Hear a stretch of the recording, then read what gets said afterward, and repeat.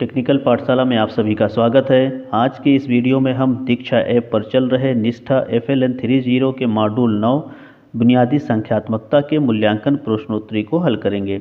जैसा कि आप सभी को पता होगा कि इस बार प्रत्येक प्रशिक्षण के अंत में मूल्यांकन के लिए 40 संभावित प्रश्नों में से 20 प्रश्न पूछे जाते हैं।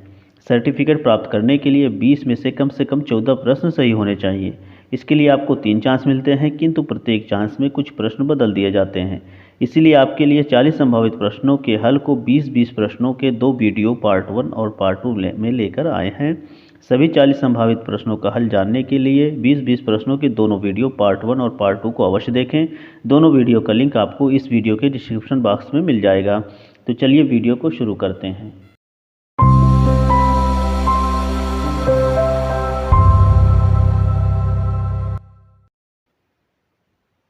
निम्नलिखित में से कौन सा गुणन सीखने का सबसे महत्वपूर्ण पहलू है? इसका सही जवाब है गुणन को कितनी बार जोड़ने के रूप में समझना। अब अगले प्रश्न पर चलते हैं। संख्याओं को सीखने से पहले एक बच्चे को वस्तुओं को क्रमबद्ध करने में सक्षम होना चाहिए, क्योंकि क्रम। इसका सही जवाब है संख्याओं को क्रम में रखने या क्रम में रखने से संबंधित। अब अगले प्रश्न पर चलते हैं। वस्तुओं को वर्गीकृत करने के लिए आवश्यकता है। इसका सही जवाब है वस्तुओं को उनकी विशेषताओं से पहचानें। अब अगले प्रश्न पर चलते हैं। संख्याओं का उपयोग किसी वस्तु की स्थिति का वर्णन करने के लिए किया जाता है जब उन्हें एक विशिष्ट क्रम में व्यवस्थित किया जाता है। इसका सही जवाब है क्रमवाचक। अब अगले प्रश्न पर चलते हैं। निम्नलिखित में से कौन सा संख्याओं का प्रकार और उपयोगिता नहीं है? इसका सही जवाब है सौंदर्य संख्या। अब अगले प्रश्न पर चलते हैं। सुबिटाइजिंग क्या है? इसका सही जवाब है वस्तुओं की संख्या को केवल उन्हें देखकर और वास्तव में प्रत्येक वस्तु को गिनने के बिना पहचानने की क्षमता। अब अगले प्रश्न पर चलते हैं। कब कहा जाता है कि एक बच्चे ने आकार और स्थान की समझ हासिल नहीं की है? इसका सही जवाब है जब बच्चा बिना समझे घन, घनाभ, गोला आदि आकृतियों के नाम रटता है। अब अगले प्रश्न पर चलते हैं। गुणन सीखने समझने में उपयुक्त क्रम क्या होना चाहिए? 1. जोड़ के संबंध में गुणन का वितरण नियम लागू करना। 2. गुणन का अर्थ समझना। 3. गुणन एल्गोरिथम सीखना। 4. गुणन की भाषा को समझना और प्रयोग करना। इसका सही जवाब है 2, 4, 1, 3। अब अगले प्रश्न पर चलते हैं। कितनी बार 4 जोड़ने से 16 प्राप्त होगा? इसका सही जवाब है 4 बार। अब अगले प्रश्न पर चलते हैं। संख्याओं को पढ़ाने का सही क्रम क्या है? 1. गणना के अवसर। 2. अंक लिखना। 3. अंक पढ़ना। 4. संख्या बोध विकसित करना। इसका सही जवाब है 1, 4, 3, 2। अब अगले प्रश्न पर चलते हैं। वह प्रक्रिया जिसके द्वारा व्यक्तियों के बीच गणितीय प्रतीकों, संकेतों, आरेखों, आलेखों के माध्यम से सूचनाओं का आदान प्रदान किया जाता है के रूप में जाना जाता है। इसका सही जवाब है गणितीय संचार। अब अगले प्रश्न पर चलते हैं। जिन चीज़ों में कुछ विशेषताएं समान हैं उन्हें एक साथ रखने से की क्षमता में वृद्धि होती है। इसका सही जवाब है वर्गीकरण। अब अगले प्रश्न पर चलते हैं।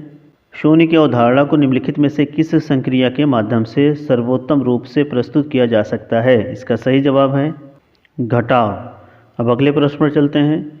संख्यात्मकता की मजबूत बुनियाद सुनिश्चित करने के लिए बच्चों का मूल्यांकन किया जाना चाहिए। इसका सही जवाब है सतत रचनात्मक अनुकूली विधियों के माध्यम से। अब अगले प्रश्न पर चलते हैं। निम्नलिखित में से किसमें एक संगतता शामिल नहीं है? इसका सही जवाब है समूहन। अब अगले प्रश्न पर चलते हैं। निम्नलिखित में से कौन संख्या की समझ विकसित करने के लिए एक महत्वपूर्ण कौशल नहीं है? इसका सही जवाब है संख्या नामों का बोलना। अब अगले प्रश्न पर चलते हैं। पूर्वशाली शिक्षकों को निम्नलिखित में से किससे बचना चाहिए? इसका सही जवाब है बच्चों को संक्रियाओं की समझ से पहले संख्याएं लिखने को कहना। अब अगले प्रश्न पर चलते हैं। प्रारंभिक अवस्था में गणित सीखने के दौरान एक बच्चे से अपेक्षा नहीं की जाती है कि। इसका सही जवाब है गणितीय तकनीकों के लिए आवश्यक परंपराओं को जानें। अब अगले प्रश्न पर चलते हैं।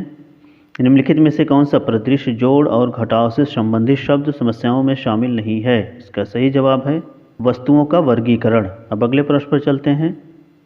वस्तुओं के समूह के आकार को मापने और संप्रेषित करने के लिए निम्नलिखित में से किसका उपयोग किया जाता है? इसका सही जवाब है कार्डिनल संख्या। इस तरह से आप देख सकते हैं कि हमने 20 में से 20 प्रश्नों का आंसर सिलेक्ट कर लिया है। अब इसे सबमिट करके हम अपना स्कोर चेक करेंगे। आप देख सकते हैं आपको 20 में से 20 नंबर मिल चुके हैं। वीडियो को अंत तक देखने के लिए आप सभी का बहुत बहुत धन्यवाद। अगर वीडियो पसंद आया हो तो लाइक और शेयर ज़रूर करें और हमारे चैनल को सब्सक्राइब करना ना भूलें। जल्दी हम हाजिर होंगे एक नए वीडियो के साथ, तब तक के लिए धन्यवाद।